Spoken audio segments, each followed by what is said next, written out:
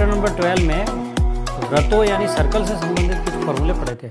आज अपन 12.1 और 12.2 के कुछ क्वेश्चन करेंगे, ठीक है ना, और देखेंगे कि उन फॉर्मूलों का यूज़ अपन किस तरह से करते हैं। जैसे यहाँ 12.2 में फर्स्ट क्वेश्चन है कि दो वृत्तों की त्रिज्या क्रमशः 19 और 9 सेंटीमीटर है, यानी त्रिज्या का मतलब रेडियस। जैसे दो सर्कल है, उनकी रेडियस है 19 और 9 सेंटीमीटर। अब हमें उस वृत्त की त्रिज्या निकालनी है। एक तीसरे सर्कल की रेडियस हमें निकालनी है जिसकी परिधि का मतलब सरकमफ्रेंस, जिसकी सरकमफ्रेंस इन दोनों वृत्तों की परिधियों के योग के बराबर है। ठीक है, ये दोनों सेम है, लेकिन इसमें सरकमफ्रेंस दे देगी, इसमें एरिया दे देगा। अब मान लो कि हमारे इस क्वेश्चन का मतलब ये है कि जैसे दो सर्कल हैं, ठीक है, इसकी रेडियस है 19 और इसकी रेडियस है 9, ठीक है ना। अब इन दोनों की जो सरकमफ्रेंस है, अब हमें एक तीसरे सर्कल की रेडियस हमें निकालनी है, ये, ठीक है ना। एक तीसरा सर्कल है, उसकी रेडियस निकालनी है, और इसकी जो सरकमफ्रेंस है वो इन दोनों की सरकमफ्रेंस के प्लस के इक्वल है। इसका मतलब मान लो कि अगर इसकी सरकमफ्रेंस C1 है, इसकी सरकमफ्रेंस को मैंने C2 मान लिया, ठीक है। सरकमफ्रेंस का मतलब परिधि, ठीक है ना। तो इसकी परिधि को मैंने C1 मान लिया, इसकी परिधि C2 और इसकी परिधि है C। तो यहाँ पे ये जो रेडियस है उसको अपन R1 मान लेना है, इसको R2 मान लेना है, और ये R।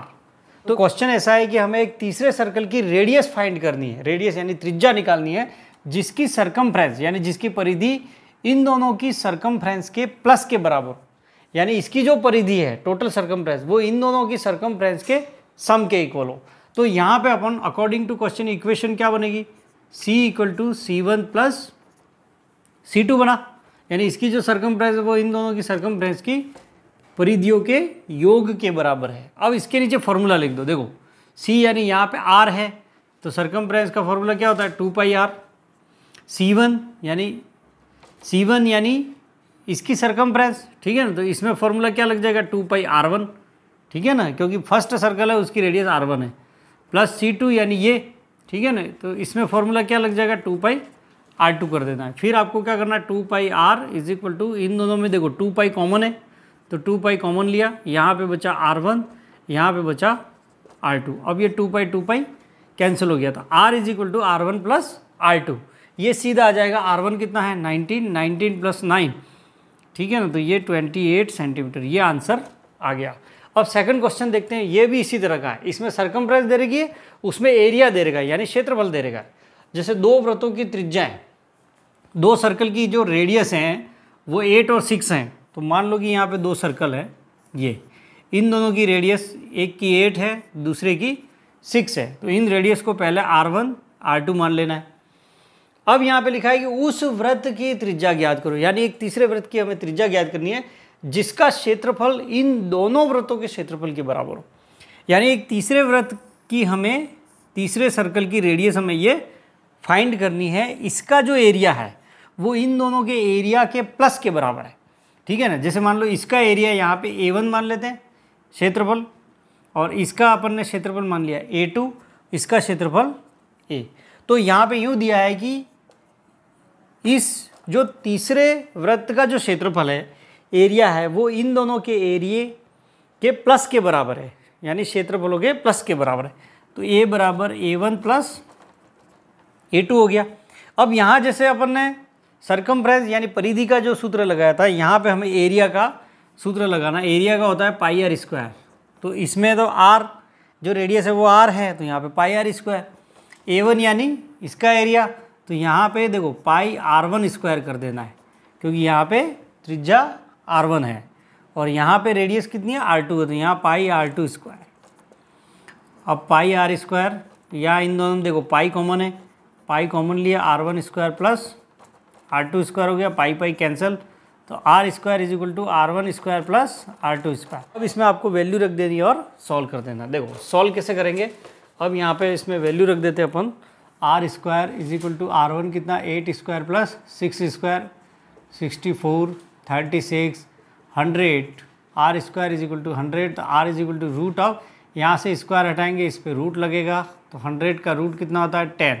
तो ये आंसर हो गया कि इसका जो रेडियस होगी वो कितनी होगी 10 सेंटीमीटर। अब अपन नेक्स्ट क्वेश्चन देखते हैं। नेक्स्ट क्वेश्चन दिया है, एक कार के पहिए का व्यास, ये इंपॉर्टेंट क्वेश्चन है। अब यहाँ पे एक फॉर्मूला होता है, उस फॉर्मूले के बारे में अपन पढ़ते हैं कि जैसे मान लो कोई ये सर्कल है या पहिया है, अब ये एक चक्कर में कितनी दूरी चलेगा, यानी अगर ये मान लो एक चक्कर लगाता है यहाँ से, तो देखो एक चक्कर में ये इधर आ गया, जैसे ये घुमा, अब घूमेगा किस पे, इसकी सरकमफ्रेंस यानी परिधि पर ये घूमेगा और यहाँ पे आ गया, तो इस पहिए द्वारा चली गई दूरी यहाँ से लगाकर यहाँ तक है, इतनी दूरी चली, तो वो किसके बराबर होगी, इसकी सरकमफ्रेंस के बराबर होगी। यानी एक चक्कर में अगर अपन एक रिवॉल्यूशन, चक्कर का मतलब क्या होता है रिवॉल्यूशन, तो एक चक्कर में तय दूरी डिस्टेंस कितनी होगी, d = 2πr के इक्वल होगी। ठीक है ना। अगर मान लो एक पहिया चक्कर लगा रहा है यानी रिवॉल्यूशन कर रहा है, तो एक चक्कर में पहिए द्वारा एक चक्कर में तय की गई दूरी, ठीक है, d = 2πr, डिस्टेंस एक चक्कर में कितनी डिस्टेंस कवर करेगा 2πr, तो देयरफॉर n चक्करों में, अगर मान लो ये n चक्करों में तय दूरी ये कितनी होगी, d = n × 2πr, ये फॉर्मूला है। टोटल n का मतलब होता है नंबर ऑफ रिवॉल्यूशन, यानी चक्करों की संख्या कितनी है। जैसे एक चक्कर में 2πr है, मान लो 10 चक्करों में कितनी दूरी या डिस्टेंस निकालनी है, तो इसको 10 से मल्टीप्लाई कर देना है, तो यहाँ पे डिस्टेंस का फॉर्मूला हो जाएगा n × 2πr, इसका अपन यहाँ पे यूज़ करेंगे। ठीक है। अब यहाँ पे इस क्वेश्चन में क्या दे रखा है, देखो कि कार के एक पहिए का व्यास, ये जैसे पहिया है मान लो, इसका डायमीटर कितना है 80 सेंटीमीटर है, तो इसकी रेडियस कितनी होगी, इसकी आधी होगी। ठीक है ना। तो यहाँ पे डायमीटर कितनी है 80 सेंटीमीटर, तो यहाँ से रेडियस 80/2 कर देंगे, ये आ गई 40 सेंटीमीटर। ठीक है। अब यदि यह कार 66 किलोमीटर/आवर की चाल से चल रही हो, तो 10 मिनट में प्रत्येक पहिया कितने चक्कर लगाएगा। पहले तो अपन दूरी निकालेंगे। देखो पहिए की सबसे पहले तो डायमीटर दे रखा था, मैंने रेडियस निकाल दी। अब इसकी जो स्पीड है, स्पीड कितनी है, गाड़ी की स्पीड कितनी है 66 किलोमीटर/आवर, और टाइमिंग कितनी है 10 मिनट, 10 मिनट। यानी अब ये देखो स्पीड किलोमीटर/आवर में है, तो इस टाइम को भी हमें आवर में बदलना पड़ेगा। अब इसको आवर में बदलने के लिए अपन क्या करेंगे, 60 से डिवाइड करेंगे तो ये आवर में चेंज हो जाएगा, क्योंकि ये मिनट है। ठीक है ना। तो 1 आवर = 60 मिनट होता है, तो ये अपन ने चेंज कर दिया, यहाँ से 0 से 0 कैंसिल हो गया, तो ये 1/6 आवर, तो ये घंटे में अपन ने बदल दिया। अब पहले अपन ये निकालेंगे कि ये कार 66 की स्पीड से चले तो 1/6 आवर में कितनी दूरी तय करेगी। हम पहले डिस्टेंस निकालेंगे। डिस्टेंस = क्या होता है, स्पीड इंटू टाइम, तो 66 × 1/6, तो ये कट गया 11। ठीक है ना। तो ये आंसर आ गया 11 किलोमीटर, यानी उस कार ने 11 किलोमीटर की डिस्टेंस तय की। अब हमें यही निकालना है कि 11 किलोमीटर में वो पहिया कितने चक्कर लगाएगा। ठीक है ना। अब अपन क्या करेंगे, देखो यहाँ पे ये रेडियस सेंटीमीटर में है, तो इसको भी सेंटीमीटर में बदलना है, तो 11 किलोमीटर को सेंटीमीटर में बदलेंगे तो कितना आएगा, देखो पहले किलोमीटर को मीटर में बदलने के लिए 30 लगाओ, बिकॉज 1 किलोमीटर = 1000 मीटर होता है, तो 11 किलोमीटर में 11,000 ये मीटर में आ गया। अब मीटर को सेंटीमीटर में बदलना है, तो 1 मीटर = 100 होता है, तो 2 0 और लगा दो। ठीक है। तो ये सेंटीमीटर आ गया, 11 लाख सेंटीमीटर, ये डिस्टेंस आ गया। अब अपन क्या करेंगे, यहाँ पे देखो, यहाँ पे कितने चक्कर लगाएगा, यानी नंबर ऑफ रिवॉल्यूशन हमें निकालना है। तो अब अपना फॉर्मूला कौन सा लगेगा, d = n × 2πr। ठीक है, ये फॉर्मूला लगाना है। यानी यहाँ से यूँ भी लिख सकते हैं, अगर n का फॉर्मूला नंबर ऑफ रिवॉल्यूशन निकालने हैं तो d/2πr ये फॉर्मूला बना। ठीक है। ये 2πr नीचे ले लो। अब इस फॉर्मूले में अपन वैल्यू रख देंगे तो नंबर ऑफ रिवॉल्यूशन यानी चक्करों की संख्या आ जाएगी। ठीक है ना। अब यहाँ पे देखो d कितना है 11 लाख, तो यहाँ 11 लाख कर दिया अपन ने, इंटू 2, पाई की वैल्यू 22/7 इंटू r कितना है 40, तो यहाँ पे रख दिया अपन ने 40। अब इसको सॉल्व करना है। इसको सॉल्व करने के लिए अपन क्या करेंगे, 7 पहले ऊपर ले जाएंगे। ठीक है ना। तो ये 1,1,0,0,0,0 11 लाख 222 × 40, ये 7 नीचे डिवाइड में है, ऊपर आ जाएगा अब इसको कैंसिल करो, देखो यहाँ से 11 की डबल से ये 1 लाख 4 5 ये 2 टाइम, अब ये हो गया यहाँ से 0 से 0 कैंसल, 2 से ये हो गया 5 और 0 0 0, फिर 2 से हो गया 2 5 0 0, फिर 4 का डिवीज़न सीधा हो जाएगा 4 6 जा 24, 4 1 जा, ठीक है, 4 6 जा 24, 10 4 2 जा 8 4 5 जा 25, यानी ये आ गया 625 इंटू ऊपर 7 है। अब 7 का मल्टीप्लाई कर दो तो आपके नंबर ऑफ रिवोल्यूशन आ जाएंगे। देखो 7 5 जा 35, कैरी 3, 7 2 जा 14, 3 17 का 7, 7 6 जा 42 और 43, यानी ये रिवोल्यूशन आ गए 4375 चक्कर लगाएंगे। ठीक है, अब नेक्स्ट क्वेश्चन अपन देखते हैं। इसमें नेक्स्ट क्वेश्चन है कि यदि किसी वृत्त का परिमाप, परिमाप का मतलब क्या होता है सरकमफ्रेंस, और क्षेत्रफल का मतलब होता है एरिया, और वृत्त यानी सर्कल। तो यदि एक वृत्त का परिमाप यानी किसी सर्कल का सरकमफ्रेंस और क्षेत्रफल अगर संख्यात्मक रूप से बराबर है यानी इक्वल है, दोनों इक्वल है, तो हमें वृत्त की क्या निकालनी है, त्रिज्या। त्रिज्या का मतलब क्या निकालना है, रेडियस निकालना है। तो यहाँ पे सिंपल है कि यहाँ पे देखो circumference is equal to area, ये हमें दे रखा है, किसी वृत्त का परिमाप और क्षेत्रफल बराबर है। अब इसके नीचे फॉर्मूला लिख दो कि सरकमफ्रेंस क्या होता है 2 पाई आर और एरिया होता है पाई आर स्क्वायर, ये बराबर आ गया। अब दोनों तरफ देखो पाई पाई कैंसिल हो गया, यहाँ पे एक आर से एक आर कैंसिल हो गया, तो 2 is equal to R, means R की वैल्यू कितनी आ गई 2 यूनिट, ये आंसर है। तो रेडियस कितनी होगी 2 यूनिट हो जाएगी। अब नेक्स्ट अपन 12.2 के कुछ क्वेश्चन लेते हैं, फिर नेक्स्ट क्वेश्चन अपन कल पढ़ेंगे, ठीक है ना। अब ये यहाँ पे मैंने हिंदी में लिखा है, तो इंग्लिश मीडियम वालों को मैं बीच बीच में टर्म को बताता जाऊँगा, तो वो भी साथ में पढ़ सकते हैं, ठीक है ना। जैसे यहाँ पे देखो 6 सेंटीमीटर त्रिज्या, त्रिज्या का मतलब होता है रेडियस, ठीक है। 6 सेंटीमीटर रेडियस का एक वृत्त है, वृत्त का मतलब सर्कल है, उसके त्रिज्य खंड का क्षेत्रफल निकालना है। त्रिज्य खंड का मतलब मैंने कल बताया था सेक्टर, ठीक है ना, उसका क्षेत्रफल निकालना है जिसका कोण 60 डिग्री हो। अब इस क्वेश्चन में क्या दिया है, सबसे पहले लिखो, हमें यहाँ पे एक तो त्रिज्या दे रखी है यानी इसको आर कहते हैं अपन, r is equal to 6 centimetre दे रखा है, और कोण, कोण यानी थीटा, थीटा कितना है 60 डिग्री दे रखा। हमें इसमें क्या निकालना है, त्रिज्य खंड का क्षेत्रफल। तो ये सीधा सीधा इसमें सूत्र लगा देना है आपको। तो त्रिज्य खंड का क्षेत्रफल यानी एरिया ऑफ सेक्टर, त्रिज्य खंड का क्षेत्रफल, ठीक है ना। एरिया ऑफ सेक्टर का फॉर्मूला कल मैंने बताया था pi r square theta upon 360 degree. अब इसमें देखो वैल्यू आपको कैसे रखनी है, सबसे पहले पाई की वैल्यू रखनी है। तो पाई की वैल्यू जो होती है वो 22/7 होती है। पहले पाई की वैल्यू ऐसे रखनी है।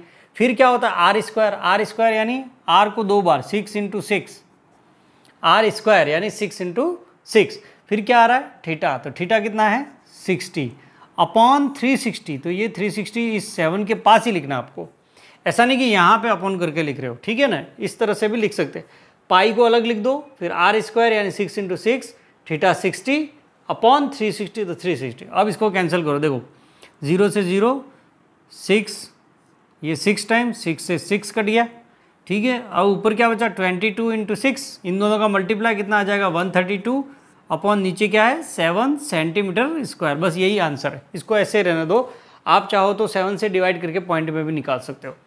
सेकंड क्वेश्चन अपन देखते हैं। यहाँ पे एक वृत्त के चतुर्थांश का क्षेत्रफल यानी सर्कल का चतुर्थांश क्या होता है, चतुर्थांश का मतलब होता है क्वाड्रेंट। क्या होता है, इसको इंग्लिश में कहते हैं क्वाड्रेंट, यानी हमें एरिया ऑफ क्वाड्रेंट निकालना है जिसकी परिधि, परिधि का मतलब सरकमफ्रेंस। अब यहाँ पे एक सर्कल है, इसकी परिधि, परिधि दे रखी है, परिधि यानी सरकमफ्रेंस कितनी दे रखी है 22 सेंटीमीटर। तो यहाँ पे हमें इसके क्वाड्रेंट का एरिया निकालना है, चतुर्थांश का क्षेत्रफल निकालना है। चतुर्थांश का मतलब क्या होता है, चतुर्थांश का क्षेत्रफल यानी एरिया ऑफ क्वाड्रेंट निकालना। अब देखो हमें पता है कि चतुर्थांश का क्षेत्रफल निकालने के लिए कल मैंने बताया था फॉर्मूला क्या होता है 1/4 पाई आर स्क्वायर होता है। तो इसमें आर चाहिए, लेकिन यहाँ पे आर नहीं दे रखी है, यहाँ पे क्या दे रखी है परिधि दे रखी है। तो पहले यहाँ से इस सर्कल की जो सरकमफ्रेंस यानी हमें सरकमफ्रेंस जो दे रखी है परिधि, उससे पहले अपन आर निकालेंगे और आर निकालने के बाद अपन चतुर्थांश का क्षेत्रफल निकालेंगे, ठीक है ना।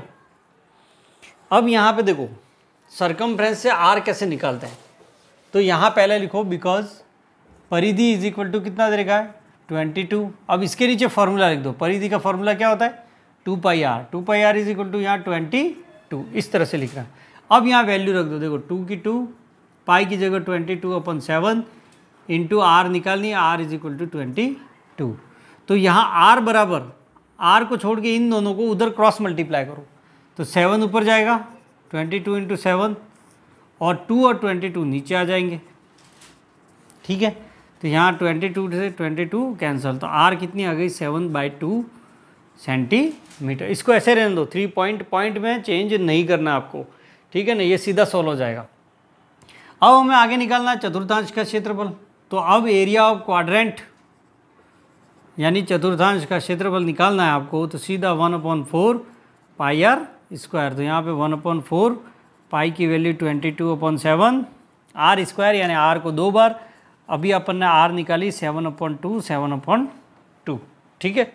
तो यहाँ पे ये आर वैसे ही रख देनी है, तो यहाँ से ये कैंसिल हो गया, 2 से ये 11 इंटू 7 तो 77 और नीचे 4 2 जा 8 सेंटीमीटर स्क्वायर। आप चाहो तो इसको पॉइंट में भी ला सकते हो, 77 को 8 से डिवाइड करो, 8 9 जा 72, कितना बचा 5.0, 8 6 जा 48, 2 बचा, पॉइंट लगा हुआ है 0, 8 2 जा 16, 4 पॉइंट लगा हुआ है 0, 5। तो ये आंसर आ जाएगा आपके समथिंग 9.625 सेंटीमीटर स्क्वायर, ठीक है। अब नेक्स्ट क्वेश्चन ये घड़ी वाला है, ठीक है। अब इसमें घड़ी वाले में क्या होता है कि जो मिनट की सुई होती है, मिनट हैंड जो होती है, वो 1 मिनट में 6 डिग्री का एंगल बनाती है, क्योंकि अपन जानते हैं कि एक घड़ी में कितने पार्ट होते हैं 60 पार्ट होते हैं, ठीक है ना। और पूरा एंगल कितना होता है, एक रिवोल्यूशन अगर लगाती है तो पूरा एंगल 360 डिग्री होता है। यानी मिनट की सुई, अगर मिनट की सुई है, मिनट की सुई 1 मिनट में कितना एंगल बना रही है 6 डिग्री का एंगल बनाएगी। और वही अगर क्वेश्चन में घंटे की सुई आ जाए कि घंटे की सुई 1 मिनट में कितना एंगल बनाएगी, 1/2 डिग्री का एंगल बनाएगी, ठीक है। आपको ये ध्यान रखना, अगर क्वेश्चन में मिनट की सुई दे रखी है तो मिनट की सुई में जो 1 मिनट में 6 डिग्री का एंगल बनता है, और घंटे की सुई द्वारा 1 मिनट में 1/2 हाफ यानी आधे डिग्री का एंगल बनता है। अब यहाँ पे देखो घड़ी की जो सुई होती है, मान लो इसकी पोजीशन यहाँ, 2 सुइयों के बीच में जो क्षेत्रफल होता है ये, वो किस तरह का होता है, सेक्टर बनता है। यहाँ पे क्या बनता है, त्रिज्यखंड बनता है। यानी 2 सुइयों के बीच में जो जिस तरह का एरिया बनता है वो क्या बनता है, यहाँ पे सेक्टर बनता है। तो घड़ी वाले सवाल में हमेशा आपको एरिया ऑफ सेक्टर यानी त्रिज्यखंड का क्षेत्रफल ही निकालना है। तो यहाँ पे लिखा हुआ है कि घड़ी की मिनट की सुई 14 सेंटीमीटर लंबी है। अब जो मिनट की सुई है, मान लो ये सुई है, तो ये जो सुई की लंबाई है वही अपने आर है, ठीक है ना। तो यहाँ पे सुई की लंबाई कितनी है 14 सेंटीमीटर, तो आर आ गई इसमें 14 सेंटीमीटर, ठीक है। तो इस सुई द्वारा 5 मिनट में रचित क्षेत्रफल, अब मान लो देखो ये सुई यहाँ पे है, 5 मिनट बाद यहाँ पे आ गई, यहाँ पे आ गई, तो यहाँ से यूँ मूव करेगी, इधर की तरफ मूव कर रही, तो उसने कितना एरिया कवर किया, यहाँ से लगाकर इधर आ गई, 5 मिनट में यहाँ पे आ गई। तो ये जो एरिया बना रही है ये वाला, वो एरिया क्या बन रहा है आपके, सेक्टर बन रहा है। सेक्टर का मतलब त्रिज्यखंड बन रहा है। तो यहाँ पे थीटा कैसे निकालेंगे, तो सुई की लंबाई जो है वो तो आपके आ गई, रेडियस आ गई। अब थीटा कैसे निकालना है, देखो यहाँ पे लिखा हुआ है मिनट की सुई है यहाँ पे, तो मिनट की सुई 1 मिनट में कितना डिग्री का एंगल बना रही है 6 डिग्री। तो यहाँ पे सुई कितना घूमी है 5 मिनट, तो 5 मिनट में कितना एंगल बनेगा 5 × 6 डिग्री कर देना है, तो कितना आ गया 30 डिग्री। अब अपने पास थीटा इस तरह से निकालना है, जो भी टाइम दे रखा है मिनट उसमें 6 डिग्री का मल्टीप्लाई, अगर ये घंटे की सुई होती तो 1/2 का मल्टीप्लाई करते।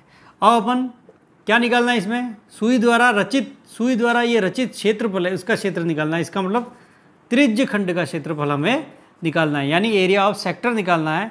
तो pi r square theta upon 360 degree ये फॉर्मूला लग जाएगा। पाई की वैल्यू 22/7 आर स्क्वायर यानी 14 इंटू 14 इंटू थीटा यानी 30 अपॉन यहाँ पे 360 जैसे पहले किया था वैसे। 7 7 2 14, 0 से 0 कट गया, 3 1 3 ये 12 टाइम कट गया, 2 1 2 ये 6 टाइम कट गया, 3 और ये 7 टाइम कट गया। तो कितना आया ऊपर 7 और 22 इंटू 7 154/3 सेंटीमीटर स्क्वायर ये अपने आंसर आ गया। ठीक है, अब नेक्स्ट जो बाकी क्वेश्चन है वो अपन कल करेंगे। Thank you.